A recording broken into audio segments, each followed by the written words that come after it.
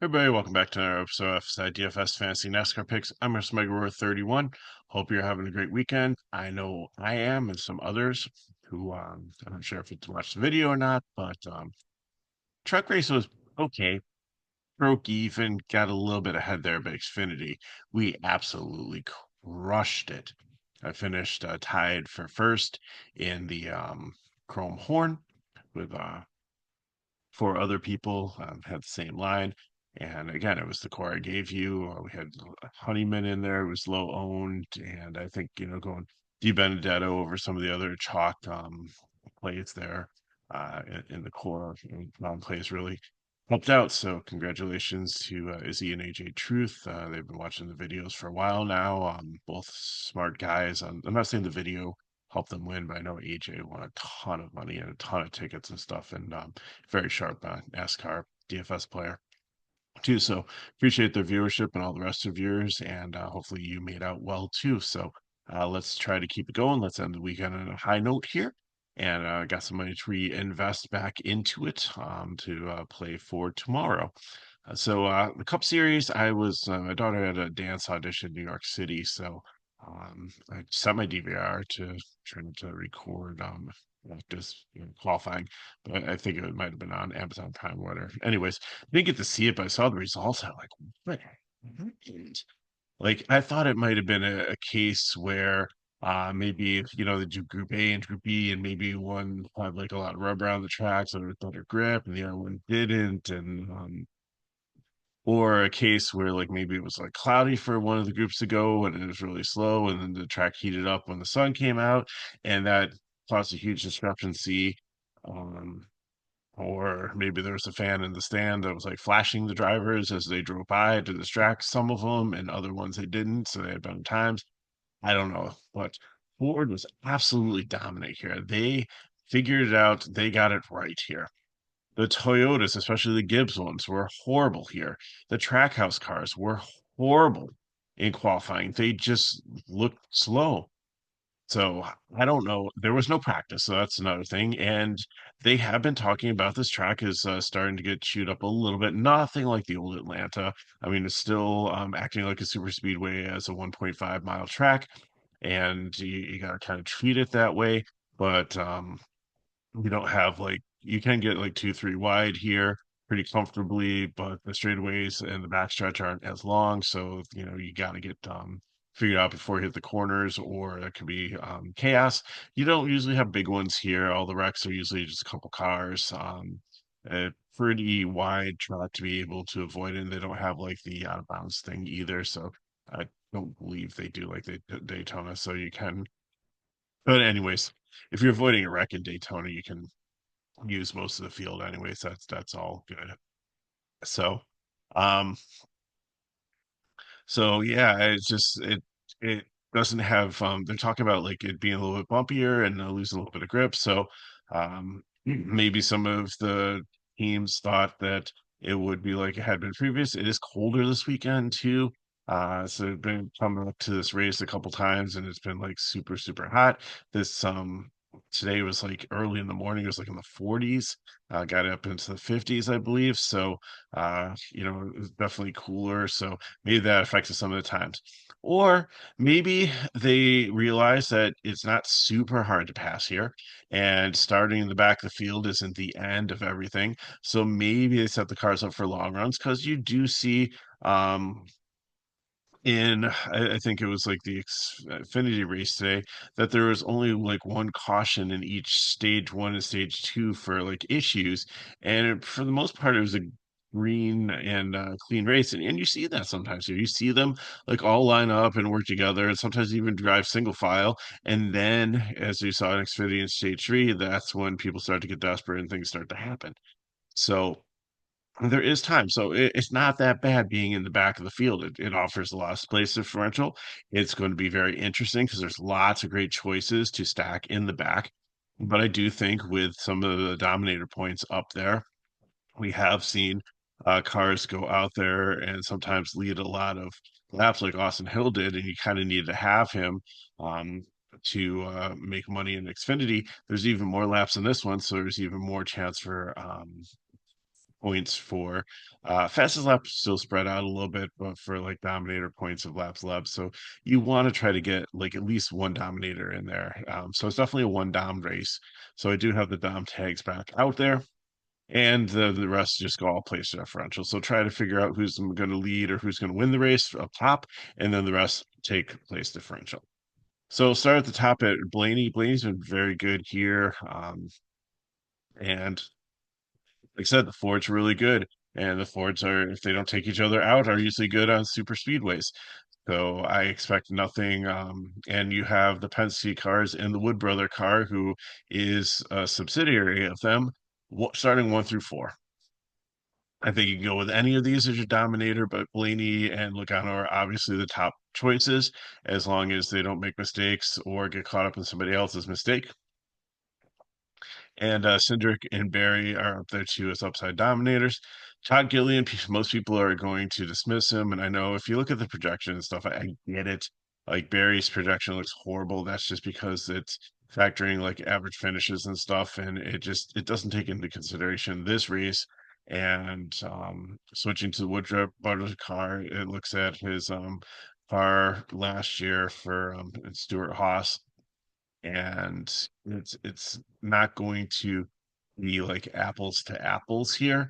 So I think the projections are just kind of a guideline here. Go more by my tags and like my projective ownership here. If through the course of the season they'll get a little bit more dialed in, you're still like in the second race of the year. And especially the first race being Daytona, they're skewed a little bit. So they might be like artificially low or high in some instances. So again, grain of salt guideline. The projections will be a lot better coming up as we get more data to start refining them. So Kyle Busch, I think, is going to be my first 100K guy here. He could easily win this one. I think he won the truck race, and I think this is a year where he's going to win a couple races again and prove that he's not turning into Jimmy Johnson or Kevin Harvick or some of the people that just hung around the sport when it seemed like there was a decline and the wind started to evaporate, and then they never got back onto that podium again. I think that he's not done yet. He's got some meat left on the bone, some tread left on the tire, and I think that if there's any ways he could go out and win, this could potentially be it. So he's going to be in my 100K lineup or whatever the top GPP is that pays out. Zane Smith, I think he's starting too far forward. I think he did good with the other forwards here, but I think that he's one that's going to fall down. Busher's been solid here, and Kozlowski, again, two other forwards that do well, probably will work together. And here, like you can work together in like kind of pairs. You don't need to have like that big line. So I think the two of them can work together, maybe hook up with a couple of the other forwards and do quite well here. So I like Busher as a cash play, even though he's starting a little bit far forward here. I think he can definitely like finish where he starts and definitely be able to pay off his price.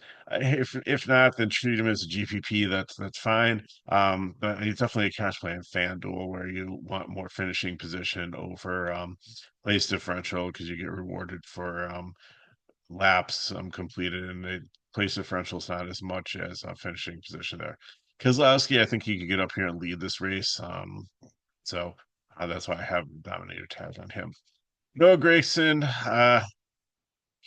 too aggressive, kind of like Sheldon Creed, and some of the other ones. I just see him crashing out here, making the wrong move at the wrong time. He's gotten better, but he still has the tendency to be a bulldog when he needs to be a little bit more finesseful.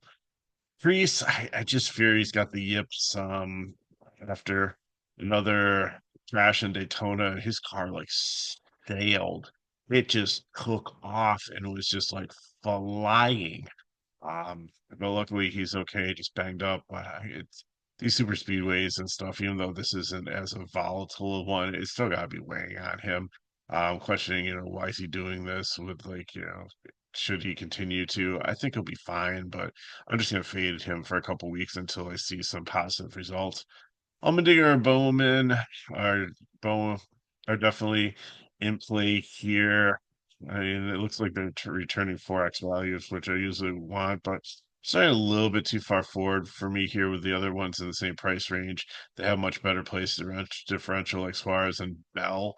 I just can't justify playing them up here in cash, and the same thing like Tide gives you as a GPP is like almost the same price as Allmendinger. They're like McDowell. I just think there's better plays. Bubba Wallace, I think people forget about him here. He's in a Toyota, and they didn't really show up pretty good, but he's the top qualifying Toyota. He's good at plate races, and I just medium ownership. I just don't see people talking about him, so he's going to be another 100K guy in my lineup. Austin Dillon, he could be hit or miss here too, starting a little bit further forward than I want, but pretty good on plate tracks. Not necessarily Atlanta, but overall, I think he understands it. If can he keep the car clean, is the question. So GPP for me. Byron, I think people will forget about him. He won Daytona. They got twice in a row. Okay, maybe it's luck. Doesn't have the same car because it's in a museum right now. Excuse after excuse. But again, I think they kind of forget about him, like Bubba. And I don't know, 300K drivers. That's the mistake here. 200 should be cash.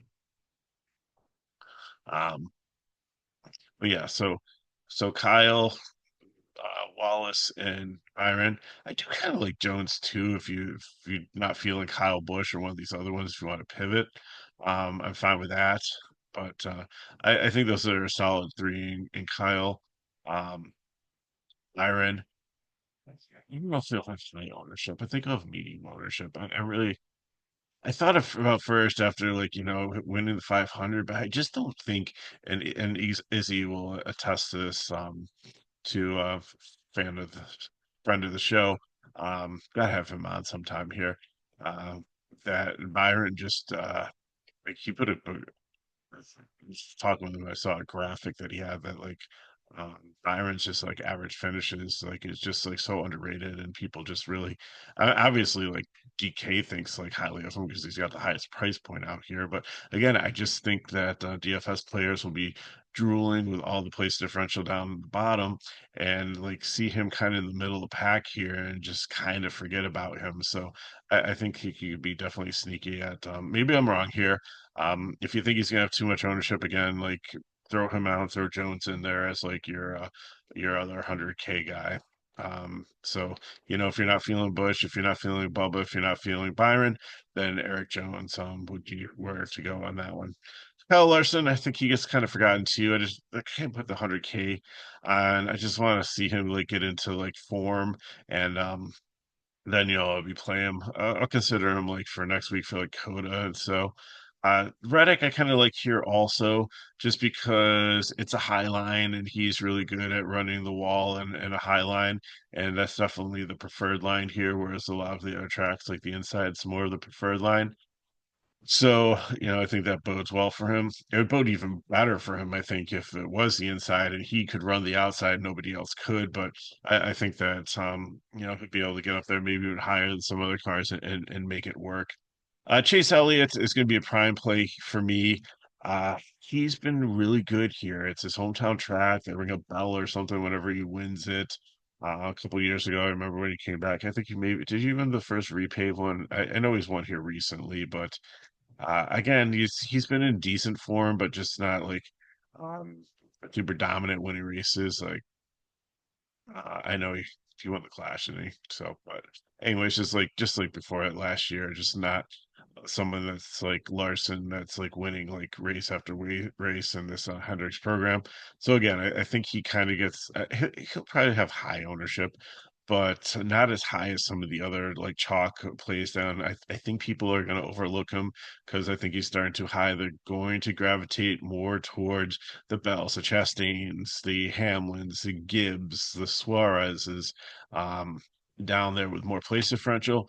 But he's where I want to start my lineup because I just feel that he has like so much upside knowing this track, and he could easily win this. Felt the same about Harrison Burton. And Harrison Burton didn't win, but he ended up being in my lineup and doing pretty well from a similar position in Xfinity. Uh, Hi, Dylan. Or was it? Yeah, it's Xfinity. No, or Truck Series. Whatever. And it's a long weekend here. Um, Hi, Dylan. I think that he's a fade here because I just can't. Um, I just can't do it. I just think he's going backwards. By the way, Burton is in the Xfinity series. He was on the cover um, of the um, last video I had for that. So you can go or erase your comment if you threw it in there. But if you didn't, go ahead. Some help me out here. I do appreciate the comments though. They are very helpful sometimes if like try to remember like all the drivers and history and stuff and sometimes I screw it up. I don't work from a script. I just look at this and just try to talk to you and just try to bring up I do think about some things like pre-show of like notes and stuff I want to bring out, but sometimes things just pop into my head. Sometimes I don't connect the dots, but you all do a great job putting things in the chat to try to help out there. So Haley, I think's kind of starting in the middle here. Probably can finish where he starts. Yeah, X value is 4.5, which is definitely what I'm looking for. Just a little skeptical on it. Last man in, perfect for cash, but I wouldn't make him priority for cash, more of GPP. Nemechek, I think is going to fall down, overly aggressive and just struggles in this series. I think he just needs to go back down to Xfinity. I just don't see him really being successful up here with all the other talent that's come up and just kind of surpassed him. I think his window's kind of closed there. Uh Now you have a nice little run here too with McDowell, who's really good on super speedways, Briscoe. Um, who's in a Gibbs car and should have place differential. Hocevar, who's a great young, talented, aggressive driver, and Cole Custer, who was doing really well until some bad pushes didn't work out at Daytona, and has always run really well in Super Speedway. I don't think you can go wrong playing any of these ones as cash fill-ins, and I think this range will kind of be overlooked because people will be still going down further, but really you can build a really nice cash lineup probably from 23rd to 37th if you just throw out like Cody Ware and Van Ginsberger. Um, Herbst again is up in the air. He's just a rookie. I just don't think he gets like the professional courtesy that some of the other drivers would in this range. I'd rather take Hosevar, who's more aggressive, and I've seen better results off the bat. And perhaps he was just like so hit or miss in Xfinity. He'd like smash, or he'd be like one of the first guys out. It was just like no happy medium for him, and it was just kind of more bad luck than skill, I think. But still, I just don't trust it for cash. Jones, like I said, I like him in cash here. Also, could potentially be a 100K guy if you don't like one of the other ones and want to fade them. Suarez is my other prime play here. I think that he's going to figure it out and move up. He's run really well at um, at Atlanta, so I think that he's someone definitely I want to start. My lineup is with Chase Elliott, Fence Ginsbergen. He's been good with last year coming in, especially in Xfinity and just like new tracks, and it didn't really matter, did well. But I just liked so many other place differential cars down here better than him that have him as GVP. Cody Ware, I just don't trust the Rick Ware equipment, so I think that he's going to not to be a good choice and that he's going to probably end up finishing last. Might not even finish on the lead lap here. So fade for me. Then you have three probably really high owned guys down here in Bell, Chastain, and Stenhouse. All, could have been one of the prime tags. But I like Suarez better than all of them.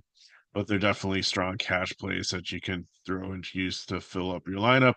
Um, and it's pretty expensive, so you're going to need some value here. So I don't know if you'll be able to get all of them in, but definitely I'd consider some of them. Corey LaJoy, I think people are going to gravitate towards because there was one Atlanta race where he was just out and like leading lap after lap, and then I think he cut down a tire. That's when they're having the tire issues, and he wrecked. And I just think people still remember that, like, oh, Corey LaJoy is going to Atlanta because he had like a brief like flash in the pan moment of clarity and greatness. But it's a Rick Ware car. His he was like such a cult hero and he's just kind of like fallen by the wayside, and but I think people still remember him like that. You made the reference to like Jeremy Lin. I think it was kind of like the guy you want to cheer for and like the small team that you really want to win, uh, but just couldn't get it done. So he lost his ride. Now he's in a Rick Ware car, and I just don't see the equipment being there or his like talent. So I don't know how long he's going to last in Cup. He might just drop down to Xfinity at some point, um, which I think would be a good match for him. But we'll see. Maybe he'll surprise me. But GPP for me and not playing me cash. Ty Gibbs, I think a lot of people will put him as a core play down here, but his average finish recently has just been terrible. I'm not saying that he's like LaJoy or like John Hunter Nemechek or Harrison Burton last year, that he needs to go back to Xfinity, but like he's it was like he was knocking on the door early last year. That was just a matter of time before he got his first win. And then it was just like a slow burn, like a gradual decline, and he just wasn't getting there. And I just don't see the upside. Just kind of struggle on super speedways.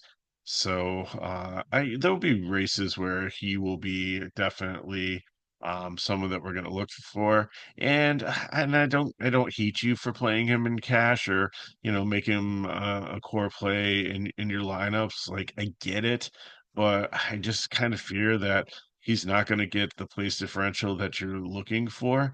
I mean, he's 72, so does make him kind of affordable. So I do get that aspect of it. Also, he doesn't have to do as much as some of the ones down here, but I still don't think he's going to do as much as like a Hamlin or Stenhouse, who's really aggressive, or Chastain, who's really aggressive, or Christopher Bell, or Suarez, who's run really well at this track. Hocevar, Briscoe, McDowell is good as super speedways. Custer, I think that they all rise up, and then you see a lot of these fades fall down. And I think Gibbs progressed a little bit, but I think he just maybe 25 to 30, which is that enough to get it done? Possibly, probably. But again, I'm prioritizing other things. I'll definitely put him in my GPP lineup. I don't think I can make my cash build. Hamlin is prime play down here just because he's Denny Hamlin. He's got plays there. And Denny Hamlin has never qualified well and gone out there on Sundays and done really well. His crew chief and team do really well at making adjustments to the car. And sometimes I think he sets up the car for the race more than qualifying. And he just doesn't like to show his hand until he's on the racetrack on Sunday. And then everybody's like, where'd Denny Hamlin come from? So I think that's his motive of operation. And I think that you're going to see that. And I think he's definitely could potentially score the most points, and that's what my projection has him with the most points at 46 here, and 5x value at even at 9,100. I think he gets up in the top 15, maybe the top 10. He could even win the race. Not likely because there's a lot of other guys that are really, really good at these, and he's been kind of pedestrian at the super speedway, especially at this Atlanta with the repave. But I think he's definitely good enough. He's not a 37 place driver. He should be in the top 20. He should earn you a lot of place differential points. And I think you'll be satisfied if you play him as prime play. McLeod and Yaley, it's the same thing I worry about with like the Rick Ware cars, is that these cars, even though there's parity and even though there's all some parts and yada yada yada, it's all dead even. They're really not. Um, they're teams that are well funded, but they're not like elitely funded like some of these other teams. They don't have the data and stuff to share with one another, and I just fear that these drivers, especially, I mean, BJ McLeod, like, was actually making a lot of strides last year. He was like really had a solid beginning to the season, and then his program kind of like faded away, and he was like only was able to run select races. So like I always have a soft spot. So these two aren't exactly fades because there is some place differential there. Possibility, but I just fear that they're going to either get caught up in something early on in the back of the field with all the people trying to move forward and causing a wreck, or they're just going to fall like lap after lap down. It's not like a short track where like cars can be like 5, 10 laps down in a blink of an eye, but I do think that it's only like three-fourths of the field usually finishes. Xfinity did a pretty good job until the wrecks at the end, but usually it's only like three-fourths of the field finish on the lead lap here, and I don't think those two will. So that's what I got for you. If you have any questions, as always, you put them in chat below. Hit me on Mego31 on Twitter. X, get in the FSI Discord. It's free. I made the point in last week's video in the comment section just to explain like there'll be times where life happens. It doesn't happen often. I miss maybe 3 or 4 videos a season. I hardly ever miss Cup. It's a truck or the Xfinity ones, and sometimes they're hard to do anyways because you only have like an hour between qualifying, ending, and its inspection and everything. And when the race, and for me to do the research, make the sheet, put the video, film the video, produce the video, upload the video, tag the video, and get it out to you, you have like 15 or 20 minutes to watch it. It just doesn't seem like it's a really good use of time. I'd rather be in the Discord answering questions and things like that. Or if you hit me up in some of those socials, which hundreds of you have already, again, I'm not going to give you all the answers to the test all the time because, we are trying to keep the lights on in the building and I do need to sell some subscriptions, which are very, very, very cheap if you look at them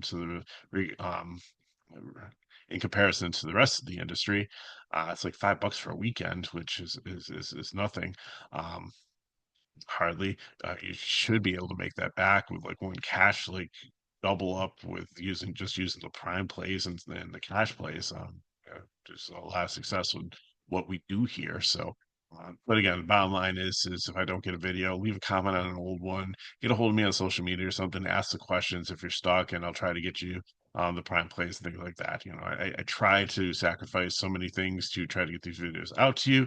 Like today, I was in New York City in the hotel room early in the morning, getting up before my daughter got ready to go out for a dance audition, and I was filming the Xfinity and the truck one just to make sure that I could get them out for everybody. So it's a labor of love. I enjoy doing this. I enjoy your comments, interacting with you. So please reach out if I can help you in any way, or just to say, hey, feedback, content, whatever, just helps us make this a better program here in our 7th year, which is pretty cool, anyways, too. So thanks for watching. I appreciate it. Good luck in your contest. You know how to get a hold of me. And one other thing too is FSI is covering spring training baseball.